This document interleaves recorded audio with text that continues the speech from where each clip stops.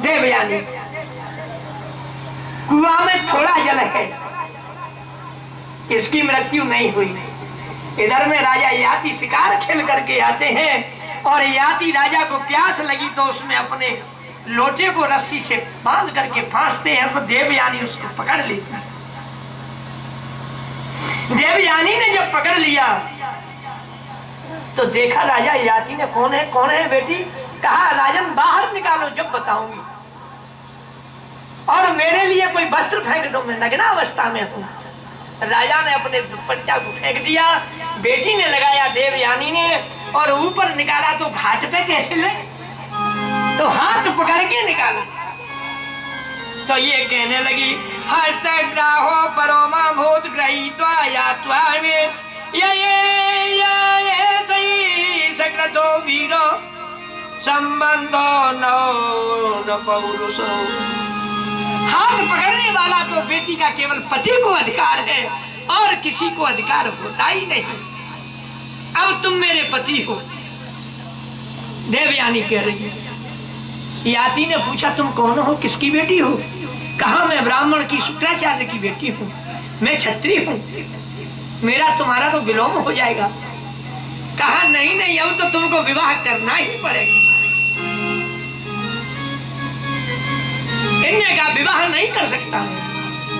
तो ये बेटी बताती है मुझे ब्राह्मण की साप लगी हुई है, मुझे कोई ब्राह्मण बालक पति देगा ही नहीं। ये बताया, लिखा है कचर्च बाहर्ष पत्य सापात यम सपम पुरायाति रणभिप्रेतम देवो परितमा। गुरु बृहस्पति के लाला कच ने मुझे साप दे डाला है। तो परीक्षित जी महाराज ने पूछा ये साप कैसे दे दिया? अरे कैसे कच पहुंच गए शुक्राचार्य के पास?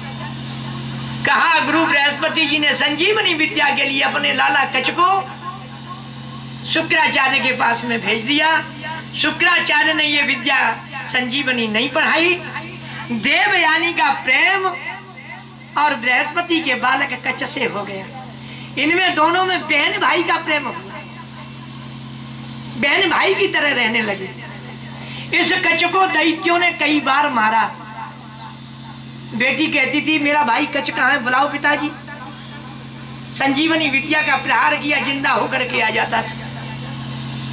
दैत्यों ने सोचा ये बृहस्पति का बालक है, संजीवनी विद्या पढ़ लेगा तो देवताओं का बल बहुत ज्यादा बढ़ जाएगा, क्या करना चाहिए? ये संजीवनी विद्या को पढ़ने के लिए आया है।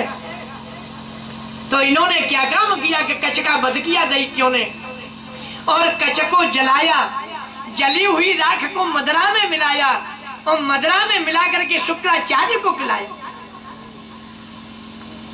इस मदरा अब जब बालक आया नहीं तो देवयानी ने पुनः कहा पिताजी देखो कच कहाँ रह गया। जो संजीवनी विद्या का प्रहार किया तो कच शुक्राचार्य के उदर में बोलता है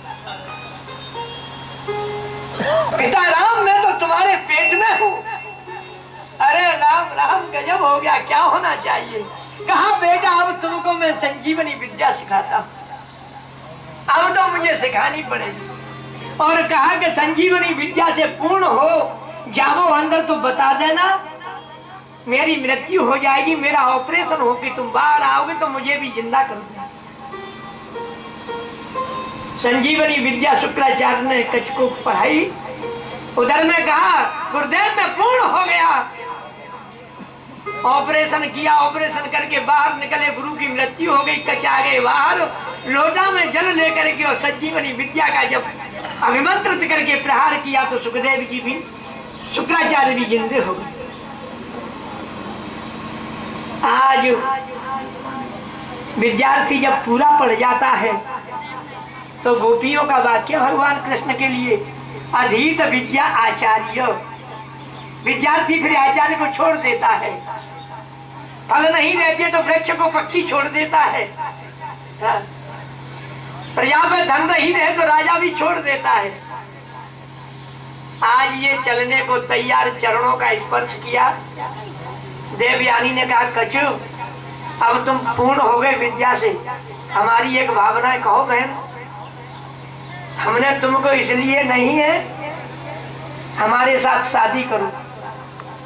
कहा देवी मैं धर्म का विलोम नहीं कर सकता, मैंने अपने मन में आपको भगिनी माना है, धर्म का विलोम तो कदापि नहीं हो सकता। ये तो वेद के विहित है। कहा नहीं नहीं मेरे साथ विवाह करो, नहीं तो मैं तुमसे कुछ कह दूंगी। कि भले ही कुछ कह दो। तो देवयानी ने जल लेकर के कहा कि कच तुम्हारी विद्या निष्फल। कच ने कहा हमारी विद्या निष्फल है तो हम भी तुमको शाप देते हैं कि हमारे ये शाप है कि तुमको ब्राह्मण बालक पति मिलेगा ही। ये कहा है देवयानी ने, राजन मेरे भाग्य में ब्राह्मण बालक नहीं है। आज पिताराम के घर में आई शुक्राचार्य में देवयानी रुदन कर रही है। क्या हुआ बेटी? शर्मिष्ठा ने मुझे कूप में पटक दिया। आज देवयानी को लेकर के जब नगर से चले हैं, सर्वे दैत्य सामने से क्षत्रिय आ गए और कहा महाराज गलती को क्षमा करो। कहा मेरी बेटी है, पूछ लो गलती को क्षमा करने के लिए। देवयानी से पूछा तो देवयानी ने कहा कि जब गलती क्षमा कर दूंगी तुम्हारी, जब मेरा जहां विवाह हो, जहां शर्मिष्ठा दासी के रूप में चले। याति राजा के साथ में विवाह हुआ और शर्मिष्ठा दासी के रूप में दहेज में दी गई।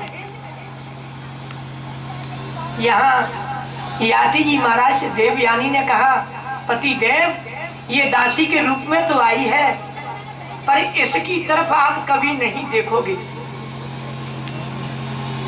याति ने तो कुछ हल्का स्वीकार किया। समय आने पर आज देवयानी से दो लाला उत्पन्न हुए, यदु और तुर्वस नाम के। समय के पश्चात में तीन लाला शर्मिष्ठा से हो गए, जिहु, अनु और पुरु, जिससे कौरव और पांडवों का वंश चलता है। यदु से भगवान नारायण कृष्ण का वंश चलता है। इस वंश की दो शाखा बन गई। देवयानी ने जब तीन लालाओं को देखा तो देवयानी घर से रोकर के भागी अपने पिता के घर के लिए। पीछे से ये जो छत्री हैं, चंद्रवंशी हैं, पाद संवाहनादि भी लिखा हुआ है यहाँ, समझ आया, आगे से रोक लिया। और रोक करके पाद संवाहनादि भी का अर्थ होता है कि पत्नी के पैरों को पकड़ लिया और कहा कि मुझे माफ कर दो, हम छत्री हैं, तुम भाग करके जाओगी तो मेरा जीना बहुत मुश्किल हो जाएगा। जब नहीं रुकी तो पीछे पीछे से आज याति भी चले गए। शुक्र से जाकर के अपने पिता से कहा कि इनने ऐसा विलोम किया है, ये शर्मिष्ठा से ज्यादा प्रेम करते हैं। आज गुरु शुक्राचार्य को हाव भाव में कोई पता ही नहीं लगा और कह दिया कि ऐसा इनका भाव है तो इनको साप दिए देता हूँ। तो साप दे दिया, तम जरा विशताम मंद, अरे तुम तो जाओ बूढ़े हो जाओ। जमाई को साप दे दिया। साप लगते ही नाल हिलने लगी, देवयानी रोने लगी। जवान पति किसी का बूढ़ा हो जाए, चाहे कैसी भी पत्नी हो, रोने लगी। ये क्या कर दिया?